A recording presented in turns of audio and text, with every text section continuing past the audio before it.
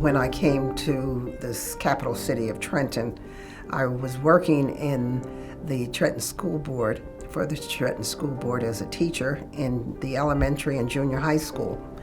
And so I came into contact with a lot of students who were in low income or who were from low income families.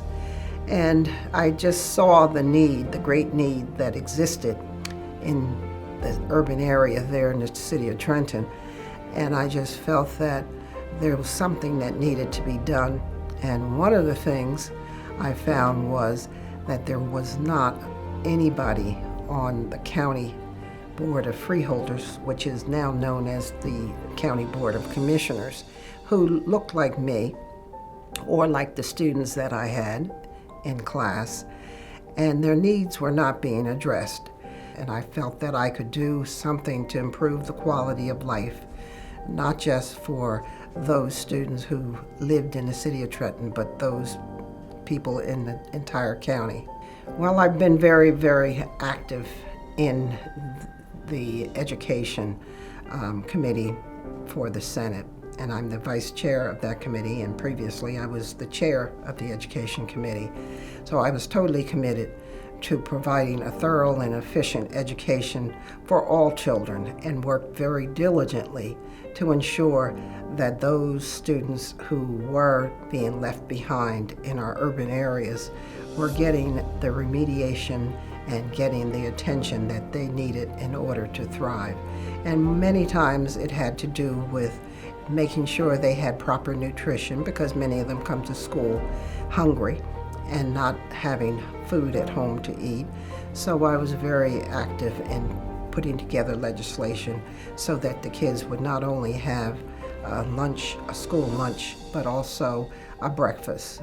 When I was on the Board of Freeholders, I was instrumental in setting up after-school programs. My goal was to provide a student program for after-school activities in every elementary school.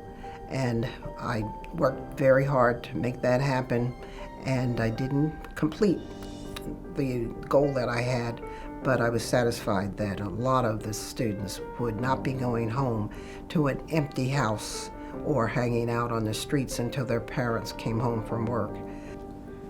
Unfortunately, it took the opioid crisis for us to realize that drug addiction is a health issue.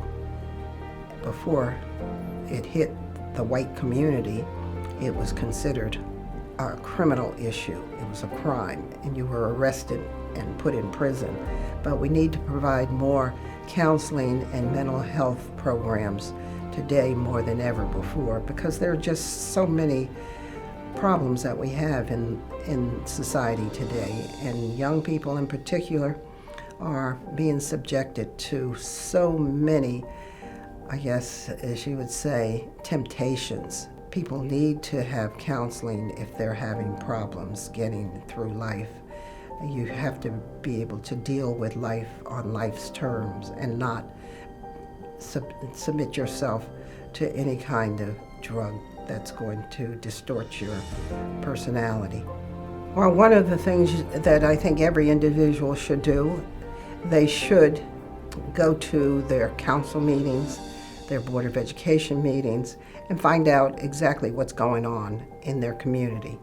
And just don't sit back and allow things to happen, because before you know it, then you have a problem.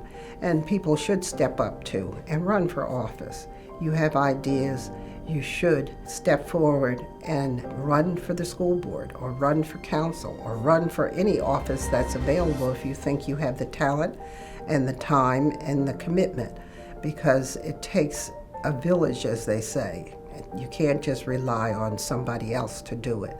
We all have to be in this together, and everybody should be working together in order to make sure that every child, every person is able to realize their God-given potential